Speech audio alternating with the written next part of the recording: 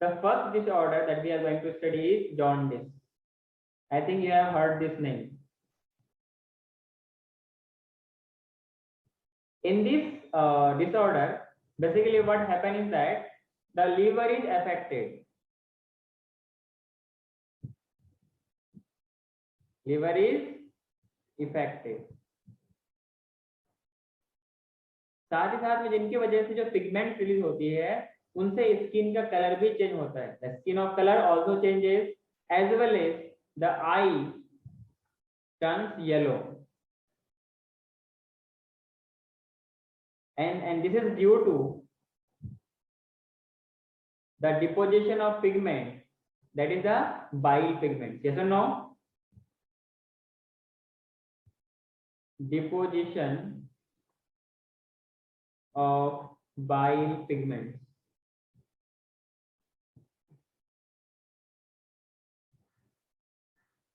Clear? Next, vomiting. Anyone who will explain vomiting? What is vomiting? Excretion of contents of stomach through the mouth. Excretion, not excretion. Ejection. Ejection. Other anyone?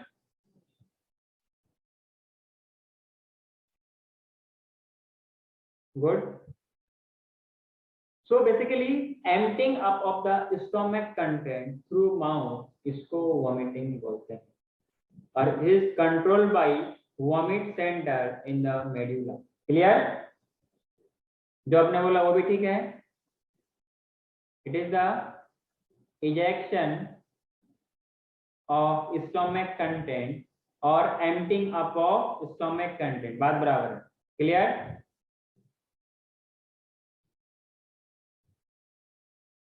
Through which part? Mouth. Through the mouth. इसको क्या बोलते हैं? Vomiting बोलते हैं. Controlled by, ये क्या है? एक तरीके से रिफ्लेक्स एक्शन है. क्या है? Deep peristalsis. Good. Deep peristalsis क्यों होगा? बैकफ्लो होगा ना? हाँ, वो ऐसा मैंने कहीं सुना था, वो रिवर्स पेरिस्टालसिस से. हाँ, रिवर्स पेरिस्टालसिस कहते हैं, कह सकते हैं, पर डीप पेरिस्टालसिस नहीं कह सकते ना. तो रिफ्लेक्स इट इज इसका जो इसके लिए जो रिफ्लेक्स एक्शन जो रिस्पांसिबल होती है, that is controlled by vomit centre. हर चीज के लिए होती है. लिखने के लिए होती है सेंटर, दौड़ने के लिए होती है, फीलिंग्स के लिए होती है, ब्लैकमेल करने के लिए होती है. तो आपको अच्छे से पता होगा. और ये कहाँ पर होती है? ये वाला सेंटर मेड्यूला में. दोस्ती के लिए अलग सेंटर होती है, दोस्ती फीलिंग्स में आती है, हाँ कि ना. और जब वॉमिटिंग होता है, जब वो द अजीब सी feeling you feel, what I am saying, the अजीब सी फीलिंग और the feeling that at the time you feel, उसको बोलते हैं नोजिया. यस और no? Yes, sir. So we can say feeling of nausea. Nausea के फीलिंग से vomit को प्रीसीड्स करता है. मतलब ऐसा कहता है, अजीब सी फीलिंग होती है और फिर जिनकी वजह से लगता है कि वॉमिटिंग करते करते लास्ट में कंटेंट आउट को बाहर रिलीज कर देते हैं. क्लियर? ये ऐसे क्या था?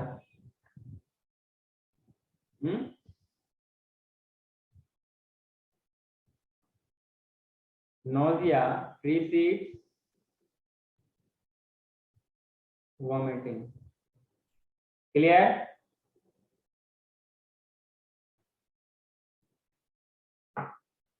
Clear? हाँ सर. आगे बढ़ो. नेक्स्ट लिखिए.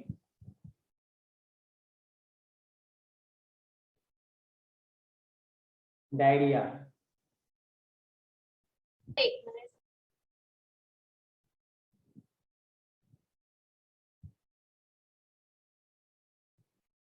डायरिया क्या होती है? Anyone who will explain? Sir एक मिनट पीछे करना. Loose motion. Loose motions. lose motion. Basically जो बोवेल मूवमेंट होता है अपने एलिमेंटिक कैनाल में, और eight the time fluid faecal matter का क्या होता है बताइए?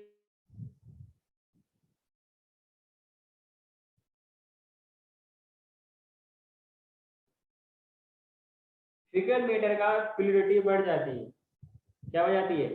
The fluidity of faecal matter increases, that's why वो पूरा का पूरा कंटेंट एज इट इज बगैर एब्जॉर्ब किए बाहर रिलीज हो जाती है। इससे वीकनेस लगती है बॉडी में, वाटर की भी कंडीशन कमी हो जाती है। क्लियर है क्या? So basically it is due to the abnormal frequency of bowel movement. Abnormal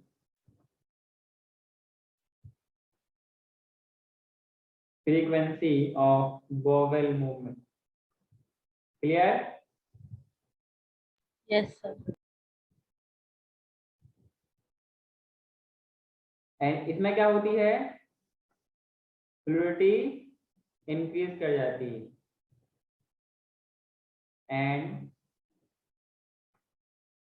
fluidity of the fecal discharge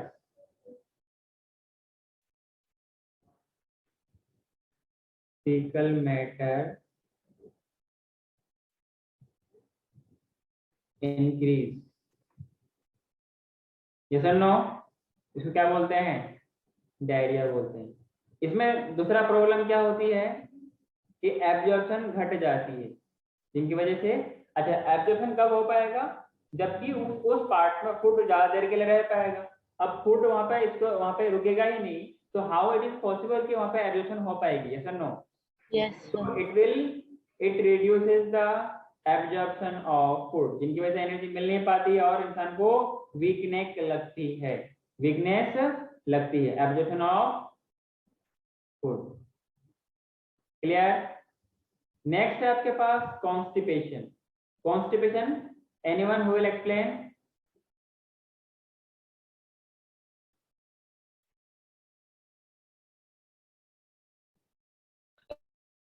Sir, bowel movement में difficulty. once again, Difficulty in excretion. Difficulty in active. तो आप उस time के feelings बता रहे हैं, उस time क्या फील करता है, ऐसा क्यों होता है? Why it is happening so? Restriction of movement of fecal It is matter. also due to the abnormal frequency of bowel movement. Clear? Yes? हाँ sir.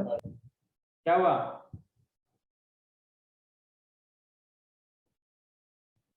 In this condition, the feces are retained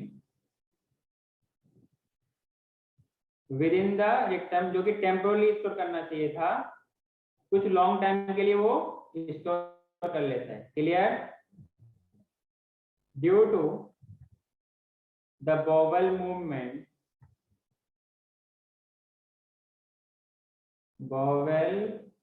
ये bowel में समझ रहे हो ना? हाँ। Part of एलिमेंटिक canal कहाँ पे होती है bowel मूवमेंट? बेसिकली जो स्फिंक्टर वगैरह है। यस? Yes, sir.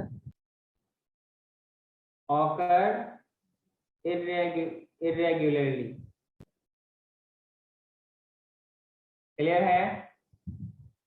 आगे बढ़ो। Nice, sir.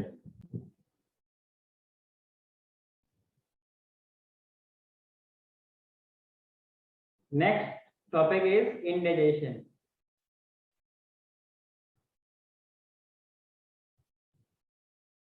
In this condition, what is happening? Food is not properly digested. Yes or no? Yes, sir. Food is not properly digested. That leads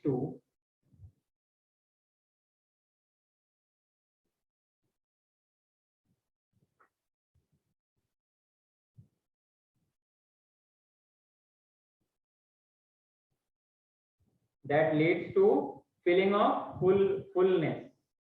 Yes? Feeling of मतलब ऐसा लगता है कि भरा हुआ, मतलब कुछ खाने का मन नहीं करेगा। खाने के लिए तो कंटेंट खाली होना चाहिए अपना ना, जो टैंकी है अपने पास वो खाली होना चाहिए। हाँ सर। यस और no? It causes, that's why it causes of indigestion is indigestion, that will be inadequate enzyme secretion. Inadequate enzyme secretion. Clear? Anxiety and food poisoning.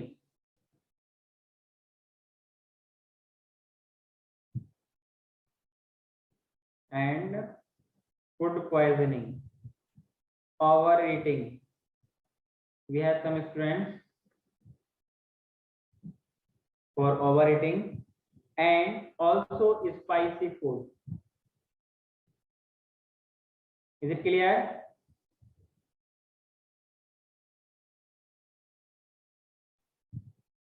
Yes.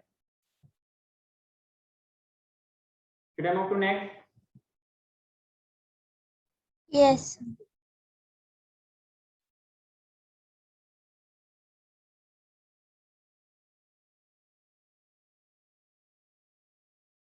Everyone done it? हाँ sir. Yes, sir.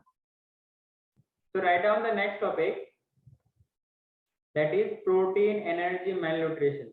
This is also common disorder. Protein energy malnutrition. In short, we call it as PEM. What do we call them? Protein energy malnutrition. Clear? Basically, this is two effect. This is the two effect where there is two disorder is Kwashiorkor and marasmus.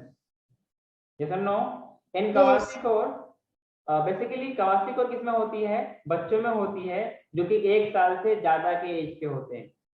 Clear है? There is in Kwashiorkor, in Kwashiorkor कर बोला जाए या Kwashiorkor in simple जो भी आप बोल सकते हैं, दैट इज इन नेक्स्ट, इसका सिर्फ और सिर्फ प्रोटीन की डेफिशिएंसी होती है। क्लियर है? इसमें बॉडी का एक अलग अलग उभरा हुआ स्ट्रक्चर बनेगा, जिसको हम लोग क्या बोल देंगे? एक्सटेंसिव एडेमा बोलेंगे। वो एडेमा बोला जाए या इडेमा बोला जाए। क्लियर है? लेकिन स्किन के अंदर सबक्यूटेनियस फैट प्रेजेंट होंगे। क्लियर है? मसल्स में वियरिंग हो जाएगी, टेढ़ा मेढ़ा हो जाएगा, बोन्स पार्ट में टेढ़ा मेढ़ा हो जाएगा, एंड थिनिंग ऑफ लिम्स, मतलब बहुत extremely thin hand, thin limbs, extremely thin four limbs और हैंड लिम्स, इस तरीके से होता है। स्किन ऐसा होगा जैसे कि वो फूल सा गया है, मतलब skin will be swollen. Clear है? और वेट काफी कम होगा, तो there will be underweight children. Clear है? मैरास्मस में क्या हो सकता है? ये किसमें होती है? It will occur in children that will be below 1 year. Deficiency of protein as well as calorie, मतलब एनर्जी की कमी होती है मैरास्मस में। इसमें कोई बॉडी में एक उभरा हुआ एक अजीब सा एक्सटेंसिव शेप नहीं लेता है। क्लियर है? इसमें फैट, स्किन के नीचे कोई सबक्यूटेनियस फैट नहीं होता, जिनकी वजह से और पतला लगता है। वो कंप्लीटली पतला है और इसमें अजीब अजीब सी बॉडी में अलग अलग देयर विल डिफरेंट शेप। इसमें क्या होता है? बॉडी का अलग अलग, मतलब काफी एक्सट्रीमली थिनिंग होगी किसमें? मैरास्मस में। और इसमें स्किन ड्राई होगी, रिंकल्ड होगी, बिल्कुल बूढ़े जैसा। Clear? So in both Kwashiorkor and marasmus, there is physical growth as well as mental development is completely affected. Clear है? So we can also see this in the diagram. Yes, this is the Kwashiorkor and marasmus. Hair pattern changes, wasted muscle, fat present होगा, underweight होगा, body का different different shape बन जाना, that we call as इडोमा, मतलब फूला हुआ face. इसमें क्या लगेगा, ऐसा लगेगा कि बूढ़ा, मतलब बूढ़ापन अभी आ गया है, ओल्डनेस अभी भी आ गया है, ओल्ड मैन फेस बोलते हैं। मसल्स वेस्टेड होती है, फैट बहुत कम होती है, प्रोमिनेंट रिब होती है, मतलब बहुत पतली, और आपको ऐसा लगेगा कि देख के तरस आ जाएगा। कोई बॉडी में एक्स्ट्रा मतलब कि ओवर साइज नहीं होगी, मतलब काफी पतलापन होगा मैरस्मस में, और इसमें अजीब सी शेप होगी। आपको डायग्राम दिख रहा होगा, दिख रहा है ये, समझ रहा हूँ? हाँ, ये इस तरीके से जो मैंने आपको एक्सप्लेन किया है। नेक्स्ट भी है protein energy malnutrition. In this there is dietary deficiency of protein and total food calories that are present in underdeveloped countries like South as well as Southeast Asia, South America and West and Central Africa, इन सब में ऐसा होता है। तो protein energy मेलन्यूट्रिशन, इनकी वजह से जो अपना पॉपुलेशन है बहुत लोगों को अफेक्ट करता है, क्योंकि सब लोग अच्छे क्वालिटी ऑफ फूड या प्रोटीन वाले फूड या हाई एनर्जेटिक फूड को प्रेफर नहीं कर सकते, जिनकी वजह से भूखमरी भी आ सकती है, ड्राउट भी आ सकता है, फैमिन भी हो सकता है। कुछ ये इसमें पॉलिटिकल टर्मोइल भी होती है कि मतलब राजनीतिक कुछ चीज चलता है जिनकी वजह से खाना वगैरह पब्लिक को नहीं मिल पाती। And this is happened in Bangladesh during the liberation war and in Ethiopia during the severe drought in mid 80s, means 1980s. Protein energy malnutrition affect infant as well as children to produce marasmus as well as kwashiorkor, मतलब इस तरह की effect आपको दिखता है। यहाँ तक कोई दिक्कत है आप लोग को बताइए? नहीं सर। नहीं सर।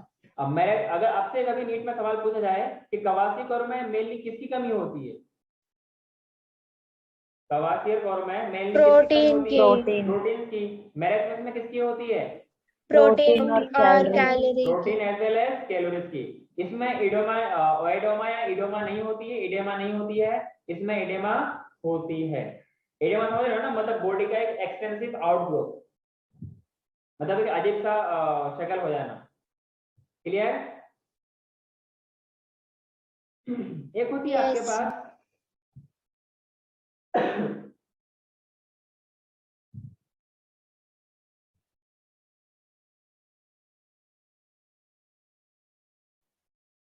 एक होती है आपके पास क्या, कैलोरीफिक वैल्यू। कैलोरीफिक वैल्यू क्या होती है?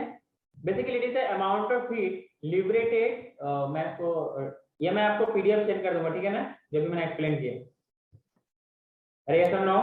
Yes sir. Yes sir. Next we have calorific value. What do you mean by calorific value? Anyone will explain?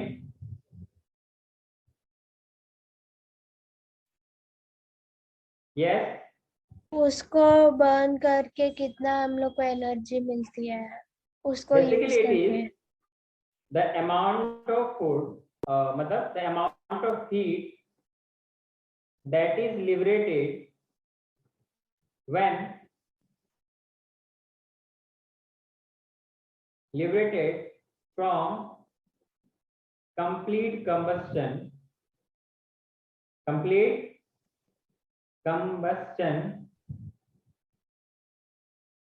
of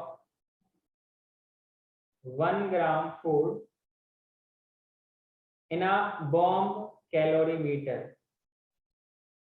एक इक्विपमेंट होती है जहां पर इसको हम लोग मेजर करते हैं, कैलोरी मीटर। एक क्लोज्ड मेटल चैम्बर होती है जो कि O2 से फिल्ड होती है, इसको बोलते हैं बॉम्ब कैलोरीमीटर। और इसी को हम लोग क्या बोलते हैं? ग्रॉस कैलोरीफिक वैल्यू या ग्रॉस एनर्जी वैल्यू बोलते हैं। क्लियर? Yes sir. या इसको क्या बोलते हैं? ग्रॉस कैलोरीफिक वैल्यू और gross energy value. Gross energy value. Clear? तो इसको हम लोग इन शॉर्ट क्या बोलते हैं? GVC बोलते हैं, मतलब GCV। Gross calorific value. जैसे कार्बोहाइड्रेट का देखा जाए, अच्छा एक होता है आपके पास फिजियोलॉजिकल वैल्यू, क्लियर, तो इसको भी आप लोग लिख लीजिए, फिजियोलॉजिकल वैल्यू मतलब एक्चुअल हमें कितना मिलता है, physiological value. In this basically what will happen, the actual amount of energy liberated in human body due to combustion of 1 gram of food in human body, इसी को क्या बोलते हैं, फिजियोलॉजिकल वैल्यू बोलते हैं। क्लियर, यस और no? Yes, sir. Actual amount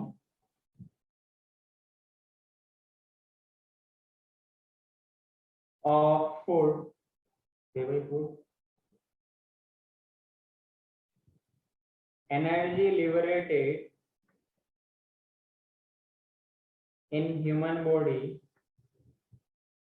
in a human body due to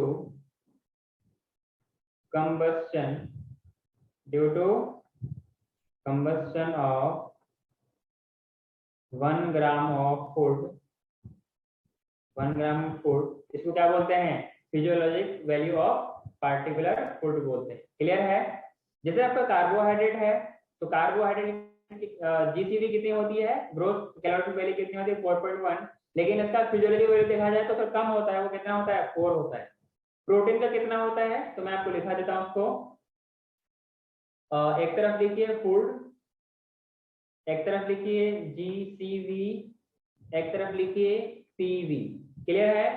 food में इधर हम लोग क्या लिख रहे हैं, कार्बोहाइड्रेट, क्या लिख रहे हैं, कार्बोहाइड्रेट, इसमें जो जीसीवी मिलता है वो 4.1 मिलता है, और इसमें जो मिलता है वो 4 मिलता है, मतलब 4.0।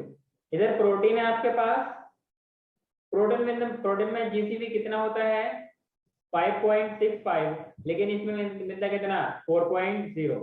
वहीं पर फैट्स की बात किया जाए तो फैट्स में मिलता है जीसीवी 9.45, लेकिन एक्चुअल में कितना मिलता है, 9.0।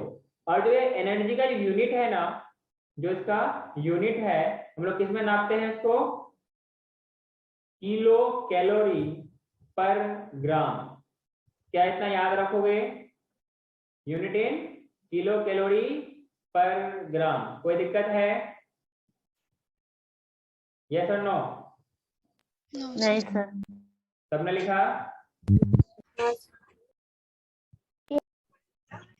तो ये आपका चार्ट रहा जीसीवी का और पीवी का, फिजियोलॉजिकल वैल्यू का मतलब एक्चुअल वैल्यू का। और in next class we will start respiratory system in human beings. Is it clear? Yes, sir.